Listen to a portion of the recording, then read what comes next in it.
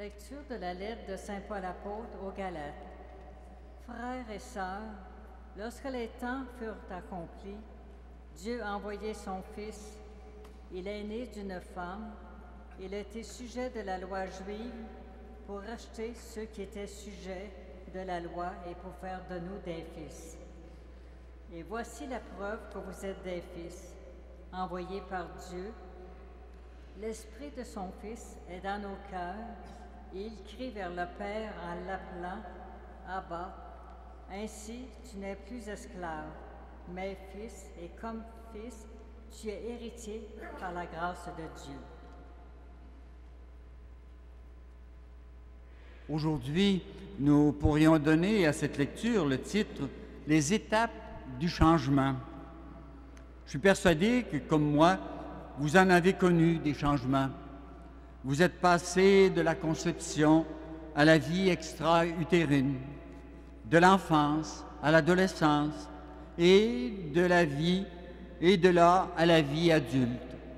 Saint Paul utilise cette image pour décrire ce qu'est notre état de chrétien, de chrétienne, ayant découvert Jésus, l'état de notre foi. Dieu nous envoie son Fils, né d'une femme. Ah, ça, c'est bien humain. Hein?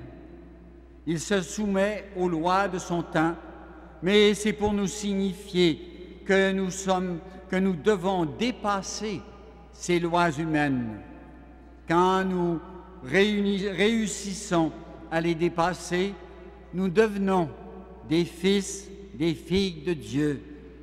En tant que fils et filles de Dieu, nous ne sommes plus des serviteurs, des esclaves, mais nous devenons des amis, puisque nous apprenons lentement, au contact de Jésus, à connaître les secrets du Père.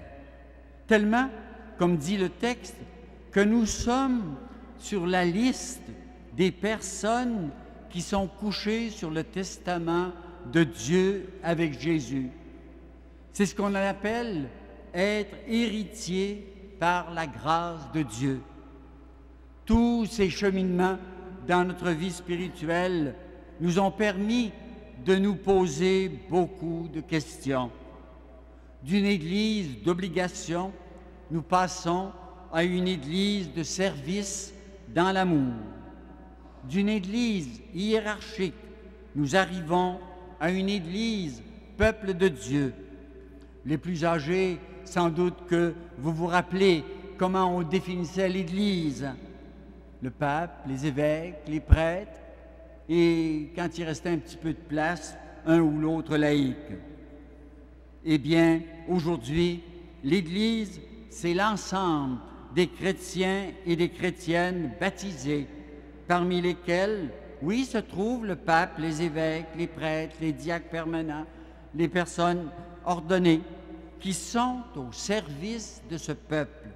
Non pas des chefs qui donnent des ordres, mais des ministres ordonnés, servant par amour.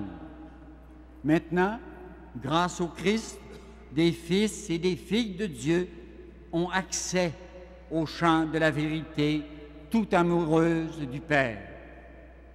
Une petite question pour nous. Comment vivons-nous les changements dans l'Église? Comme des moutons qui suivent ou comme des hommes et des femmes libres?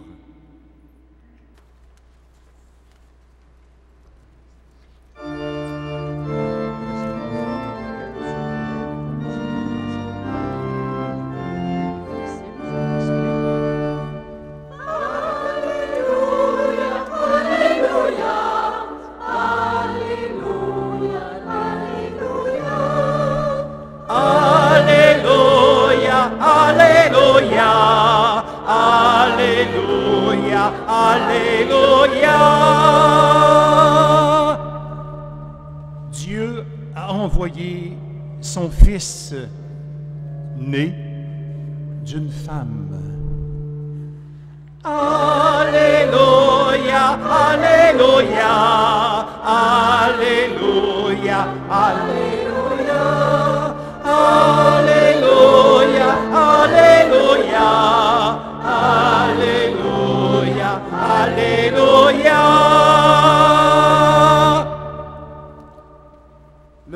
Seigneur soit avec vous. et avec votre esprit.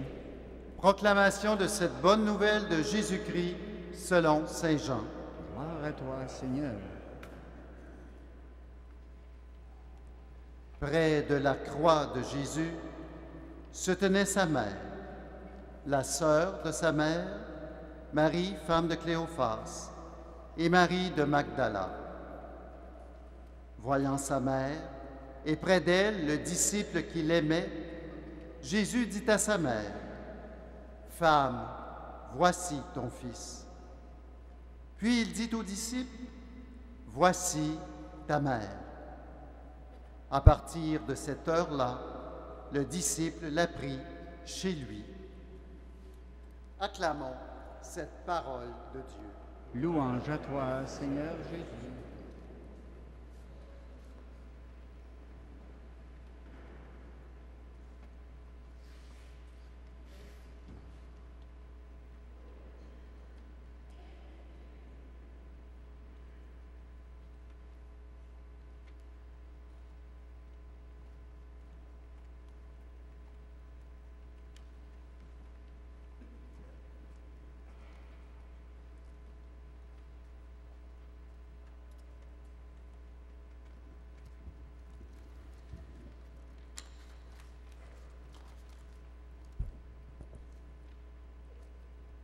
Chers amis, nous venons, à partir de la première lecture, de réfléchir sur les changements dans notre foi vécue en Église. L'Évangile de Jean vient nous offrir un modèle de femme qui a suivi Jésus jusqu'au bout. C'est sa mère, Marie, qui se tient auprès de son Fils, posant un geste d'amour dans la souffrance. Et près de la croix de Jésus, près de sa souffrance, avec lui dans sa mission. Ici, en avant, à ma gauche, justement dans la chapelle de la Sainte Famille, il y a un crucifix qui nous parle de façon spéciale ce soir. J'espère que vous aurez l'occasion de venir le contempler après la célébration. Regardez bien, il a un bras suspendu à la croix et l'autre bras qui vient tout simplement nous appeler, nous dire « Viens, suis-moi dans ce que je vis ». Et principalement pour les gens qui sont peut-être un petit peu différents, je dirais, des autres, parce qu'ils ont une mobilité plus difficile, eh bien, il dit oui, restez unis à moi, parce que dans votre souffrance, vous êtes unis à la mienne. Et ma souffrance à moi, j'en fais un acte d'amour. C'est donc un appel pour toutes ces personnes qui sont justement dans des chaises roulantes, de dire ma souffrance, mes limites deviennent un acte d'amour parce qu'ils sont unis au Seigneur. Et si vous remarquez, le Seigneur nous appelle ou nous envoie en quelque sorte en mission, mais pas de n'importe quelle façon, toujours unis à lui. Et heureusement, il y a tout simplement une famille qui est en bas, un père qui est là, qui est probablement un peu handicapé parce qu'il a tout simplement une canne à l'arrière, une chaise roulante qui, pour nous, vient signifier tous les bénévoles qui apportent leur support aux personnes qui en ont plus besoin. La mère qui est avec son enfant, son bébé dans ses bras. Et à côté, probablement un jeune adolescent, vous savez, avec sa calotte, là.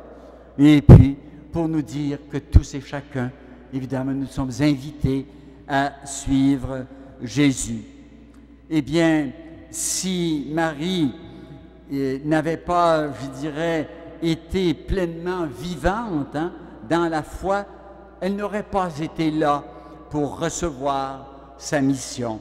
Sa mission d'être de nous dans le témoignage de la mort et de la résurrection de Jésus. Et c'est Jean lui-même qui témoigne qu'il a entendu ces deux phrases. « Femme, voilà ton fils ». Puis il dit à son disciple, « Voilà ta mère. » Et c'est sans doute un geste symbolique de Jésus. Marie devient la mère de tous les croyants, de toutes les croyantes. Ce geste de Jésus sur la croix, nous tendant la main droite, n'en est-il pas un aussi pour nous? Invitation à aller, même dans la souffrance, porter une bonne nouvelle. L'Église, dans ces paroles de Jésus, a découvert quelque chose du mystère de la vie chrétienne. Nous faisons partie d'une famille spirituelle et comme dans toute famille, nous avons besoin d'un père et d'une mère pour nous développer normalement. Jésus nous révèle Dieu comme notre Père et nous donne Marie comme mère. Pourquoi pas non plus une grand-mère dans la personne de Sainte Anne? Et aujourd'hui, peut-être plus que jamais, comme le rôle des grands-parents, pères et grands-pères et grand-mères est tellement important auprès des jeunes, des petits-enfants. Les grands-parents d'aujourd'hui ont donc un grand rôle à jouer dans l'éducation chrétienne des petits-enfants. Et n'ayons pas peur de nous adresser, nous aussi, à ce grand moment du ciel. Dans nos vies humaines et chrétiennes, le rôle de la femme est important et sur la croix, Jésus nous le rappelle. Ce n'est donc pas de nous éloigner de Jésus que d'avoir une saine dévotion en Marie. Marie, modèle de personne qui a été témoin. Si nous jetons un regard sur ce que nous en disent les Écritures, eh bien, nous la retrouvons recevant une mission de la parole de l'ange. Et elle en témoignera, vous vous rappelez, à sa cousine Élisabeth qu'elle va visiter.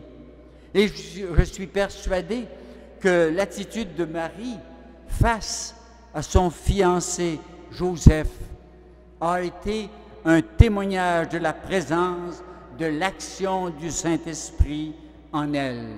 Témoignage si grand qu'il en a découvert sa propre mission de père nourricier de Jésus. Marie n'a-t-elle pas signifié sa foi en Jésus quand elle a dit aux serviteurs de la noce « Faites tout ce qu'il vous dira ». Fallait qu'elle ait de la foi pour ça.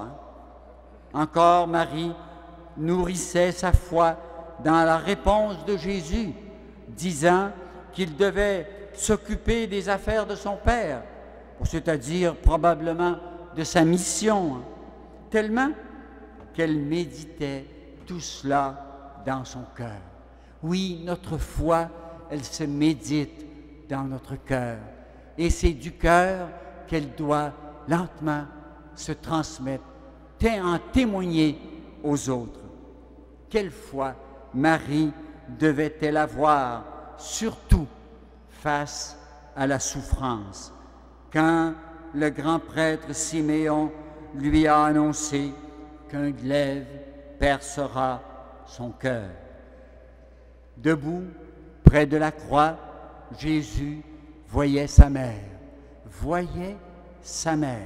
près d'elle, le disciple qu'il aimait. Il me semble que ce petit bout de phrase vient nous interpeller de façon particulière. Remarquons bien, Jésus est sur la croix, ayant des souffrances atroces.